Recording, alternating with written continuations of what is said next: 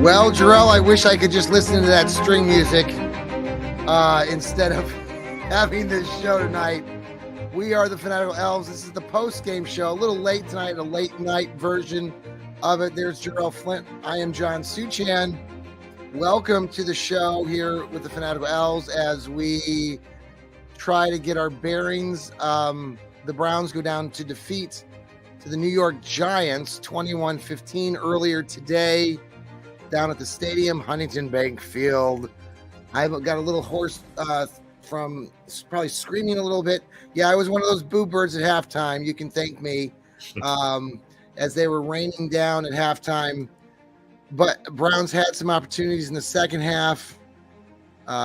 Did not get a chance to bounce back. We can talk about all of that. Jarrell, welcome to the program. Jarrell, Dog Food Radio programming, and sounds like we're on baby duty tonight too, right? On baby duty, but she's wearing a Browns onesie, and I told her we might just take the onesie off. They Browns don't even deserve you to wear that. You know what I'm saying? Like, we got to that's sweet, right? Just it's very frustrating. You know. Yeah. On good news, I just want to give a shout out to the other colleagues here, the Fanatical Elfz, all the guys who are going to contribute this week, from Sam to Steve to Rod to Lou and Sherry. Who did I miss? I know I missed somebody. Noah, of course, Noah, College of Wooster guy. Did not get to see Noah today, but I did get to see Lou Marconi and Sherry down at the stadium before the game down on West 6th Street. At the Browns tailgate. Awesome time. I guess they charge $5 now to get in, but it's that whole street is blocked off. Food trucks, everything. So Sherry and Lou and I connected on that, and that was awesome. We were right in front of the 92.3 sports radio booth, and Ken Carmen, who I know Lou Marconi just loves, that's snarkiness, was there and came down, and Sherry has met, I think, Ken before, and he took some pictures with us, and so that was awesome. Okay. Shout out to him if they ever watch our podcast. But I want to get this out to Jarrell. Just if anybody's watching this, and if Ken Carmen happens to listen, I was really embarrassed because when he first came over, I shook his hand, and I shake with my left. I got an issue with my right. There's some. Okay, so long story short, I had when we took the photo, we got finished with the photo.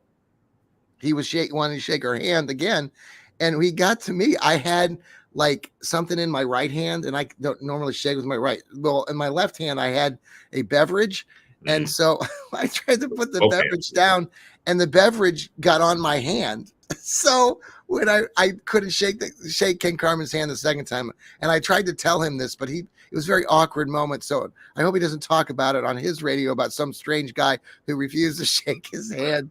It was a funny moment, but anyhow, Sherry and Lou caught it. I told them, what was going on. They kind of laughed too, but so that was fun. That was before the game. Jarrell, the beginning of the game was as a Browns fan, throughout the Browns universe, it was the best moment in the history of Cleveland's Browns history. And if they had won the game today, that would have been one of those moments where we would talk about where we recover a fumble and we talk about throwing the pass to Sean Watson, stumbling out of the gate, but he throws a beautiful throw to Cooper, who we've all talked about, who haven't done squat, touchdown. Yeah. Browns go up 7-0. We think we're going there. Next drive, Giants are looking lost. Throws an interception right off the bat. We're all celebrating. We're like, oh my gosh. Yep. And then there's this damn flag. Greg Newsome hit high. Call it all back. They did this whole freaking celebration, the Browns players. Jarrell, you can pick it up from there because this is kind of where everything fell apart. Yeah, that definitely changed the momentum. And as much as, I sometimes I hate the new version, the new era of the NFL where the quarterbacks are so coddled, because 10 years ago, that's not a penalty. You know what I'm saying? And yes, you have, it's interesting. I don't even know if they've had any hip drop tackle flags this season, but I probably can't even count the amount of questionable, roughing the passers. But yeah, on the telecast, when they picked that flag up, I think the Giants actually just marched down the field, and you could tell that probably woke them up. That was like a gift, from the gods. That it's like, oh, okay, we playing today, and Right. that 7-7 definitely changes the complexity of the game, or the complexion rather. If it's 10-0 or 14, with as close as they were, they probably would have scored on that. Right. Maybe, I don't know. We're talking about Stefanski's Yeah. play calling here, but I'll give him the benefit of the doubt. So you go up 14 with that defense. Yeah. Change. It's a different game for sure. The first we're going to talk about a lot about Stefanski and Watson, but I mean, just there's so many problems. Cleveland, we have a problem with this team. It's just so much right now, from the offensive line being in shambles. They're all hurt. They're all just, it's scary. Myles Garrett. Okay. Myles Garrett's, he couldn't walk after the game, basically. They're doing MRI on him. And if we don't have Myles Garrett for a while or a lot the rest of this season, and let me tell you that it looks, I'm thinking that this is not good, because he's already talking about he needed surgery and all this stuff. And now today, it could be really bad. And I don't, I know he's Superman and maybe he'll try to play through it, but for God's sakes, man, I don't know. You just had all sorts of issues, and I can't even blame, the one thing, like we missed a field goal today. We never see Hopkins miss field goals, right. But that was screwed up because Watson took a sack on the previous play. It would have been a 45-yard field goal probably if he doesn't take eight sacks, by the way, 8 sacks, 16 ties a Cleveland Browns record with our famous, wonderful quarterback who ran underneath the American flag, Brandon Whedon. It's atrocious. Now, I knew that Deshaun Watson had high numbers when it came to sacks. You knew that too coming into this year. So that's a big concern. 37 pass plays, 12 run plays by the running backs, 37 and 12. You heard that right, folks. That is what we're going to get into right now. So, Jarrell, take it from here and spill all your beans about Stefanski, because it is an issue. Watson's an issue. The offensive line's an issue. Our defense is an issue. We got a lot of issues. 99 problems. Well, I'm gonna get into these stats, and I don't think the house is on fire as it appears to be. They definitely have to work on some things. I think the defense is okay. The one thing that concerns me is that you had CeeDee Lamb in week 1. It seemed like for some reason they were content on not putting their best corner on him, or at least doubling him and putting their best corner on somebody else. Same thing with Malik Neighbors. It's like they killed him in the first. He killed them in the first half, and then they finally made the adjustment, and then he was quiet. But by then, it was too late. You were down 2 scores. So I'd like to see a little bit more of a concerted effort to say this is their best weapon. We're going to take them out the game. I'd like to see that going forward. But I think the defense is fine. I think even if Myles has to miss a game or two, I trust the defense. I think the defense is okay. Now, the offense. Here's what I wanted to get into, and we kind of talked a little bit about it during the game. So I'll share this first little stats with our listeners, and then I'll go into the other people I have here. Okay. So Stefanski, a lot of people say, well, Flacco looked better running the offense, and PJ Walker, and he can make all these other quarterbacks look good, but why does Deshaun Watson look bad? So it made me curious. So I had to go back. I wanted to look at Stefanski team offensive ranks. Yeah. Starting in 2020, their overall team offensive rank is 14th. 2021, it's 20th. 2022, it's 18th. 2023, it's 11th. Okay, so nothing in the top 10. Yeah. Then if you go to the passing offense ranking specifically, in 2020, this is the playoff year now, 2020, 24th in passing. Yeah. 2021, 27th in passing. 2022, 22nd in passing. 2023, 19th in passing in this year as of right now. Going into this game, they were 26th in passing. So Baker Mayfield got ran out of town. And you have people that say, well, we wish we had Baker back, or we wish we had Flacco back. When you look at these numbers, they were in the top 10 offense with those quarterbacks. Mm-hmm. And I think I have the Minneapolis? I have the Minneapolis stat real quick because I wanted to just go back a little further. Yeah. When he was with Minneapolis, as an offensive coordinator, 2019, I think the only year he was offensive coordinator, they were 23rd. Uh-huh. So he's not this offensive mastermind like Mike McDonald or Andy Reid or Kyle Shanahan. So we got to get our expectations right. That as long as he's calling 5 years into this, 5 years into this now, yeah, you got to get your expectations right that you're not going to have a top 5 passing attack with Kevin Stefanski calling the plays. We talked about why. So why? Okay, so legitimately, so why is it because Flacco and PJ Walker and these other guys can get in there and they can run his it's his system. Like, okay, so if like somebody asked this question on the air on the radio programming saying, okay, we got this Ken Dorsey guy now, but what the hell is he there for? Right. Because you basically have Stefanski running Dorsey's plays, right? Right. Okay, so it's just okay. What's the purpose of Ken Dorsey then? Should we just revert back to Kevin Stefanski's plays? I mean, I guess I'm just trying to wrap my head and figure this out because. So when Flacco's winning and PJ Walker's winning, why are they winning? And and Deshaun won.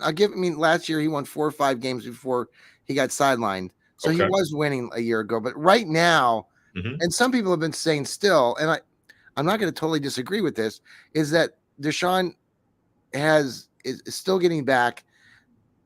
You know, he is a little rusty because he's like week 3. He didn't do the preseason. I guess I'm just trying to figure out why is that? Why are these guys able to win, come in, throw for 400 yards like Flacco was doing, and Deshaun can't? Is it because I don't know?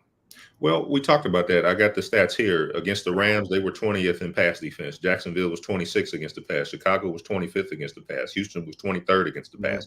The Jets were 2nd against the pass, but they had I don't even know who their quarterback was. We talked about it. So again, we got to put these things in context. Yeah, who they were going up against, sure. So again, the expectations have to be tempered that if Kevin Stefanski is calling your plays, you're going to have an average to below average passing attack. But you can see, Jarrell, where a lot of people like myself are complaining about Watson because there are many moments, and I've been reading other people have been around football and been in the trenches, and what they're saying is that there are, and what I'm seeing too from my vantage point, there are players that are getting open. There are, and that Watson just isn't reacting, isn't reading these situations quick enough, and it seems to a lot of people, especially when you're in the stadium, he's not reacting, like he's not seeing things. And I don't know what it feels like watching it on TV, but like in that 4th down play after when Winston, they put him in on the 3rd down play, and then he gets, was manhandled. So they put Watson back in there on the 4th down play, the second to last drive, the Browns had the ball. When he released, there's some film out there, and maybe you can go back and look at it.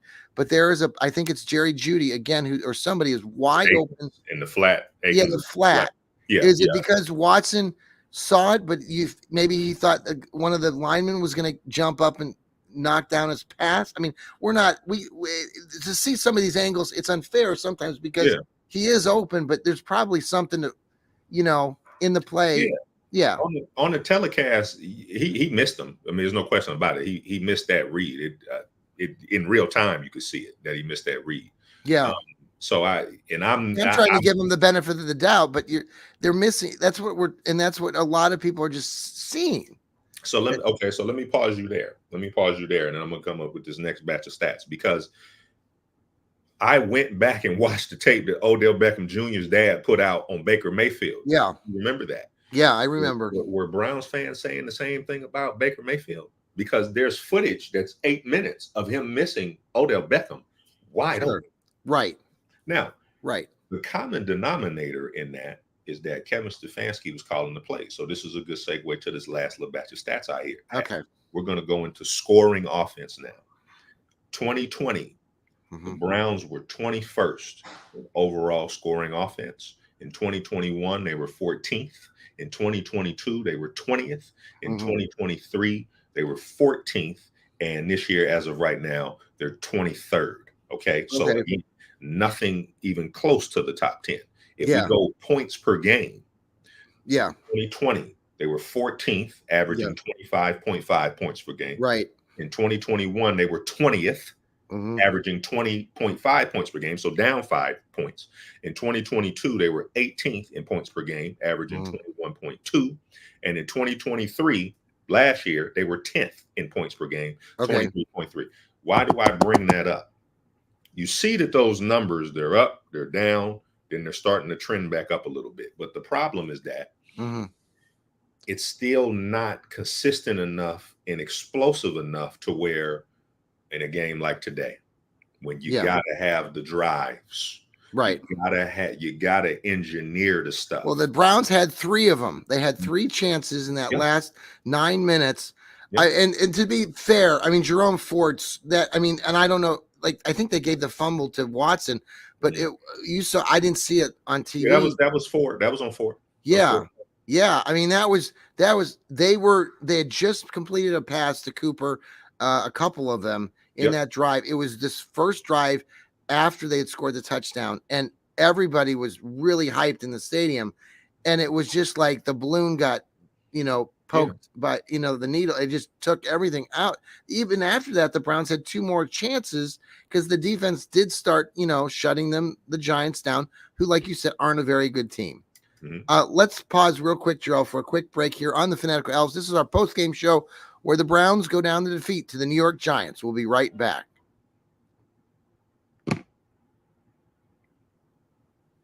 And we're back here on the Fanatical Elves post-game show, a late-night post-game show. That's Jarrell Flint. I'm John Suchan. Thank you for being here. It was a fun day in stretches. I got to go up there with my son. Beautiful weather here in Cleveland. It did rain on the way back to Columbus. Thank God we got a little rain here in Columbus. We're like the most severe drought ever in the state of, like, I've ever lived here in 50 some years.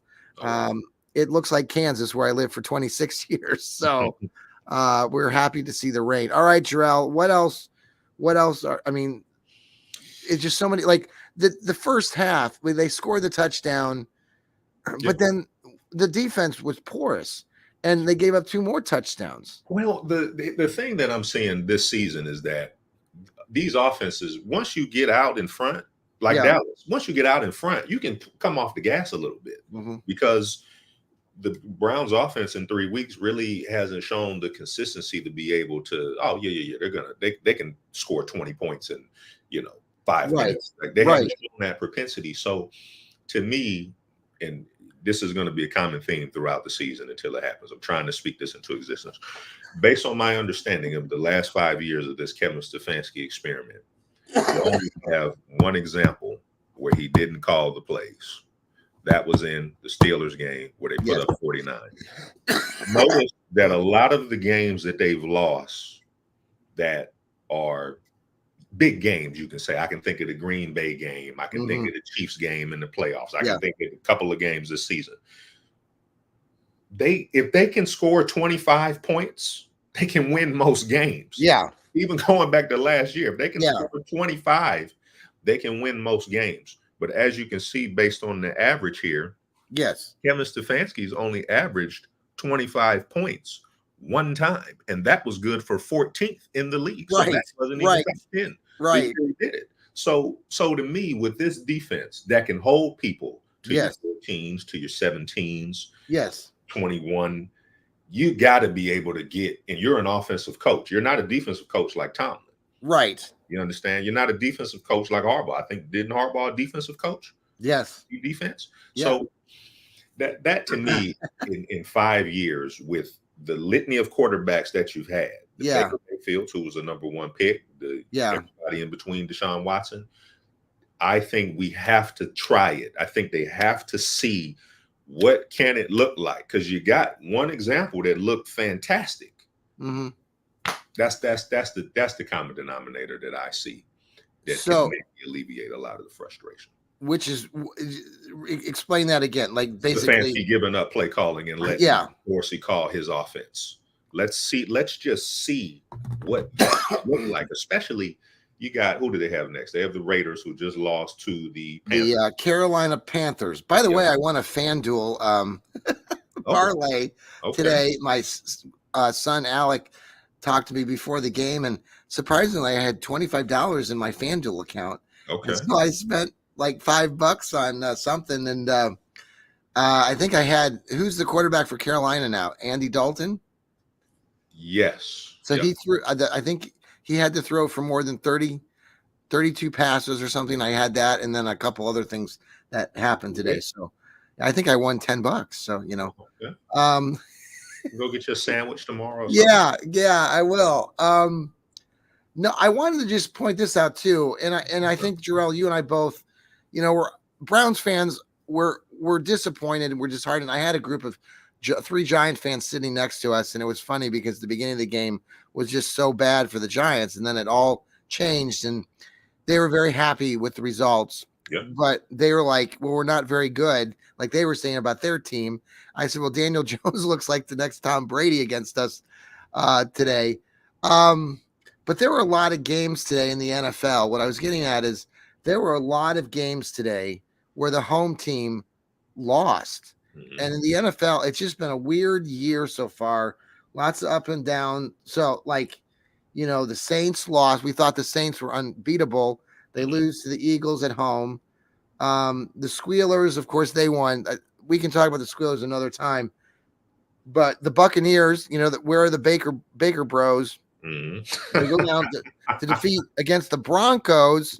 Everybody always wants to say, "Oh, the Broncos are terrible." Well, we lost the Broncos a year ago. Yeah. Everybody coming into this game said, "Oh, the Giants are terrible. Well, there's no way we should lose it," but we did. Mm-hmm. The Titans lost the home game, not the to the Packers. We lost. The Colts did beat the Bears, but the Raiders lost at home to the Carolina Panthers, who nobody in God's green earth would have thought would have won that game. We also had the Cowboys losing at home to the Ratbirds. The Cardinals, the hot Cardinals, lost at home to the Lions. Mm-hmm. The Rams did squeak out a home win against the San Francisco 49ers, but there's just been a lot of fluctuation. So I guess Browns fans, what I'm trying to say, and you already know this, Browns fans, is that, next week we can go out to Vegas and get a win, and we'd be 2-2. Yeah, it's definitely, that's why it's never none of the playoff seeding is a set, so there's no reason to panic. But they're about to get into a rough stretch where you got the Eagles and the Bengals and the Ravens, and they got to get it together before they get into this that they got. I don't like the balance of the offense. I mean, the 37 passes, the 12 runs are just god awful. I mean, that in itself, if you just look at that stat, I mean, that blows my mind. And people will say, "Oh, well, we were behind." Bull crap. No, you weren't. Bull crap. Yeah, those folks out there who want to talk about this being a passing league and all this crap, and that stat alone, that's where I get frustrated with Stefanski, because that's where, like, beyond all the stuff that you've already mentioned, which is true, it just like, ugh. And then he is using Ford and not Foreman.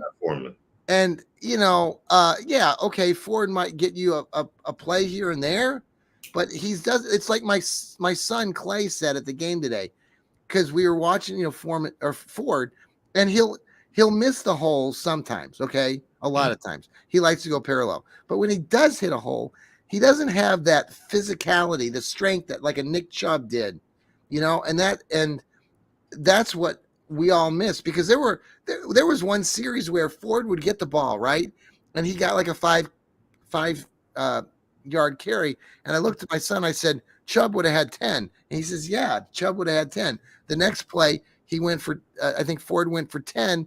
And we looked at each other and said, Chubb would have had at least 20 or 25 on that run. It's just, those are the things. Chubb, I'm sorry to cut you off. I think the absence of Chubb is probably highlighting the problem with Stefanski's play calling, because I think Chubb masked a lot of stuff. You know what I'm saying? I totally agree with that. And yes, I mean, you have a special player, and look, I think Stefanski's he's a good coach. Obviously, he's 2-time coach of the year, blah, blah, I hear that all, but I'm not that far off, Jarrell, from what your takes are. I just think that there's other big issues out there, and I think Watson is not what he used to be, and we don't need him to be what he's used to be, but there's just not a synchronization of him and the offense and the body language and the conversations after the games. I don't know where this is headed. I told the guys with the Giants, and I don't want any injuries, but I said, there'll be some sort of mysterious new injury that'll pop up that will, like, Deshaun will sit down to kind of create, because even the Giants fans next to me, they were like, yeah, you guys got some issues. And I said, yeah, I said, we do. So what grade would you give Watson today, totality of the game, and compared to week 1? Because we know week 1 he was. I mean, it was better. So compared to week 1, yeah, it was better. But then there was that series in the one of the series. It was, I think, in the third quarter where he had 2 passes, one to Elijah Moore and one to Amari Cooper, that if you saw it from my angle, the pass to Elijah Moore, he was wide open, and he threw the ball on a dart, but he threw it 10 yards over his head, or at an angle where if he just throws it accurately, if it had been on the money, he could have gone for a touchdown. There was another pass similar to that. So overall, I mean, I would say it was an improvement from Dallas. There weren't nearly the number of overthrows and all that. And by the way, Cooper, he made a few hell of great catches. So I'd give him a C. I mean, in the totality of everything, I wouldn't give him like a B. I wouldn't give him an F or probably a D. I think, he got sacked 8 times, but a couple of those are odd because of the linemen. A couple of them are because he holds onto the ball too more, rolls out, and then like the one where he rolled out early in the game in the first or second quarter when it was still kind of like 7-7 or 14-7, and he rolled out to the right and he kept holding the ball, and he releases it right before he goes to the ground, and they called intentional grounding because the ball didn't go, but he basically underthrew it, and that was kind of one of those stupid ass throws that he knows better. He should know better as a professional not to do that. And he did that. And I was like, what the, I agree. Yeah. I mean, I saw a little bit more accuracy. I think that sixth sense is starting to come back to him a little bit, but I still think he's not, because he hesitates a lot too. You'll see him kind of double clutch or the ball. Well, the throw he did the double clutch on late in the game to Cooper, it was a little, I think he double clutched on that, and it was a beautiful, right there on the sideline. I think Coop caught it, and that was on their touchdown drive. And then later in that drive, then he hit, Coop just on the little, what do you call slant, in. It was a great drive, but that was, they got in a little groove. Yeah. The problem is that for every drive like that, and today was a perfect example. You start the game with a bang, bam. Yeah. Then it takes 5 or 6 drives again to get in a rhythm and replicate that. And that's the difference between the Ravens or the Chiefs or some of these other teams that you're going to have to go through in the AFC. They're at least able to manufacture a drive and get 3 points if it doesn't result in a touchdown. Someone was talking about the defense, especially early in that game. And I kept talking to the guys from New York because they were prepared. The Giants were prepared offensively, where they were so much taking advantage of the Browns' aggressiveness on defense, and they were tailoring those screen passes wonderfully. And Daniel Jones played a hell of a game. I mean, he was, the touch that he had in the timing I mean, they were just going bonkers on some of those screen passes. I don't know who is the offensive guy now for the Giants. It was Brian. I think He's doesn't Dayball call the plays for yeah, them? because they were saying basically how a lot of people were surprised that Schwartz really just. I mean, he was really out coached, Oh yeah. especially in that first half. But let me ask you this though: is that so? When we watch these games, you watch other teams, you're like, "Oh wow, that was the right play call." Like, "Oh, that's what they're attacking." Yeah. What did the Browns attack today? I don't think like, for example, we didn't throw a screen pass until this late in the second quarter or second half. I mean, I don't even. I was going to ask you if they even threw a screen. they did. What was your question again? Why is it that who what were they attacking? What was the Browns attack? Were they attacking somebody in the secondary? Like, what was the weakness in the Giants they were trying to exploit? Because this is 3 weeks in a row that That's a very good point. You see what I'm saying? Whereas it looked like the Giants were like, "Oh, you're gonna put Emerson on Neighbors?" Well, now they said Cooper. Defensively, yeah. That you got to give some props to Neighbors. I mean, first off, that from my angle, when he threw that pass to Neighbors in the third or fourth quarter, or maybe in the first half, where, I mean, legitimately from our side, we thought Martin Emerson got the interception. And then all of a sudden we hear the roar and it's like Neighbors somehow came down with it. Yeah. And that touchdown pass that he caught in the back of the end zone. Wow. That was amazing. Oh yeah. But no, I think Denzel. Okay, so they put Denzel, didn't they, on Neighbors in the second half? Second half they did. Yeah, and then he was quiet after that. But why? Right. But I don't get, like, there's this narrative, because you remember there was a big contingent of people that said, well, let's trade Newsome and Emerson is next. Yeah. I think this year has kind of shown he's probably not a number one corner, because he struggles with guys that are shiftier and have speed. Yeah. So, it's we got problems, 99 problems. We'll see what happens next week. We get to travel. I think I kept telling Clay, my son, like, I think mentally for this team, there's nothing better than some road cooking, like home cooking. They're going to be road cooking.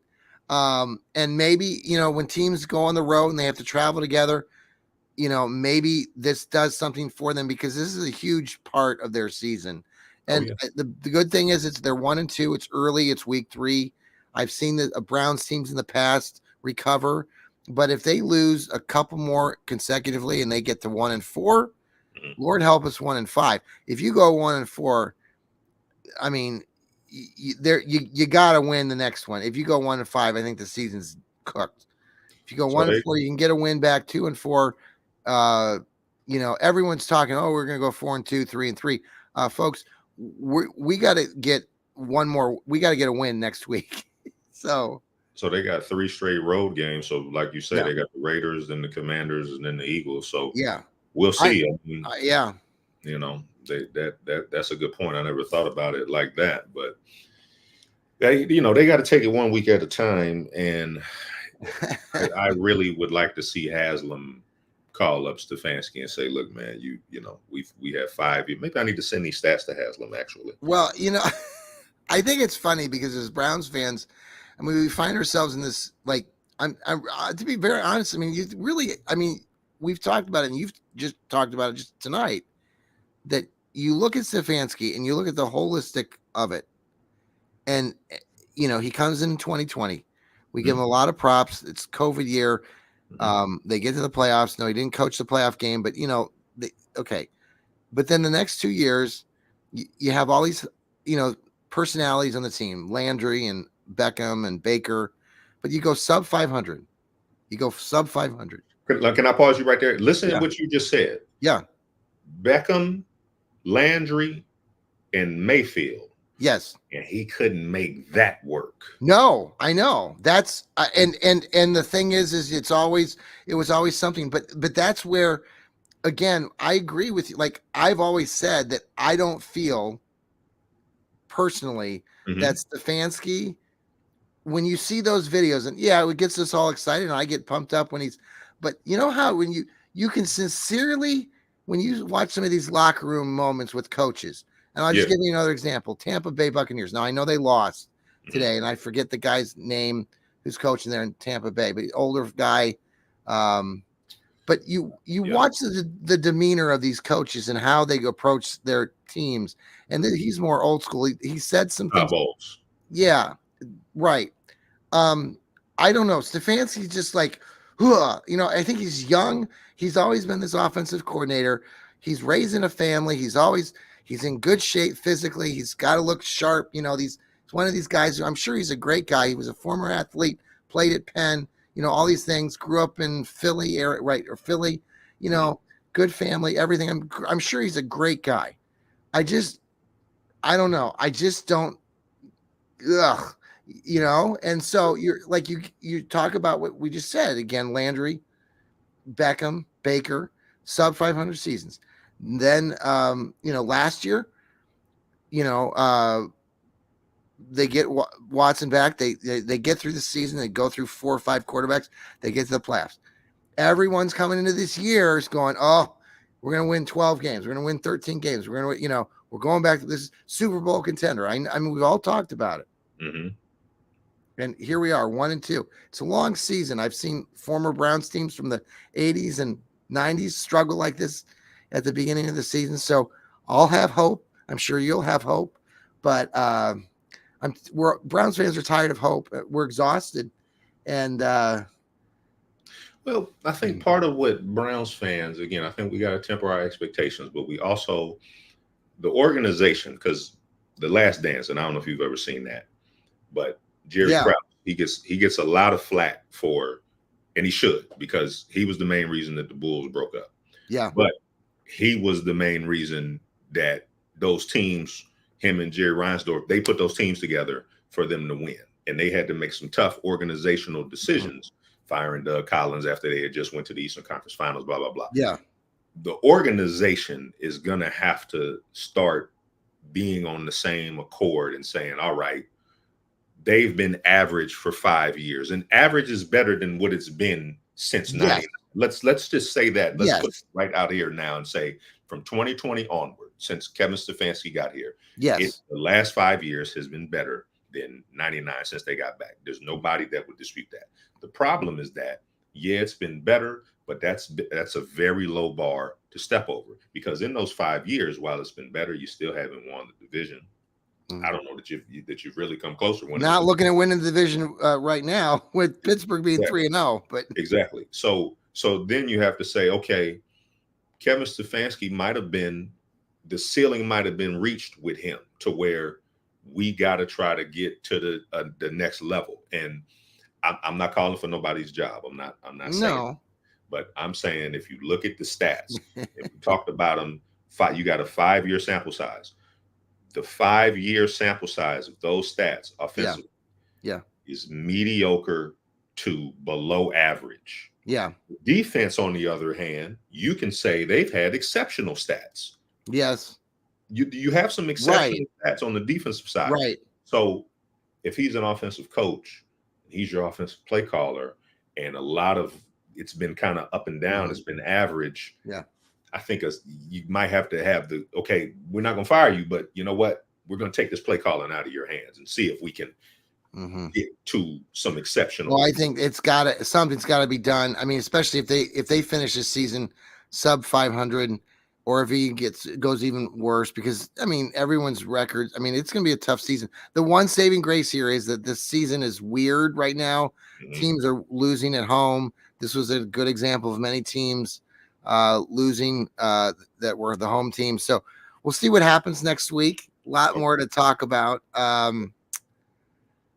Will you have a show out later this week, you think, or what are you working on? I actually just thought of a title, and I think it's going to be related. You got a title? I think we're going to talk about has Kevin Stefanski's ceiling been reached, and we're going to do a little deeper dive into these stats, because I do think that I like it. I like it. I think a lot of people will listen to that because there's a lot of conversation out there tonight. Browns fans, keep your heads up. It's going to be a Monday coming up. The sun's going to rise, and and it could even rain here in Ohio, or it's been so that's good news for us folks down in Columbus, because we're in a severe drought, if you didn't know. Jarrell, have a very good rest of your evening. Thank you, sir. Enjoy your baby duty. I appreciate that. And tomorrow night, we'll be doing Stirring the Pot with Lou Marconi and myself, Johnny Cleveland. Steve Gill will have his Dog Pound South show, so tune in for that, and lots of other shows coming up later this week, including the Browns Blitz, the Browns Breakdowns, Dog Food Radio there with Jarrell, Breezy Browns Talk with Sherry, Browns Fangirl. Everybody, have a good night. Oh, Noah Olsen, let's forget him. East Bank Sports Show tomorrow night. Catch him live. Jarrell, take it easy. Do the same. I'm going to try and get my voice back.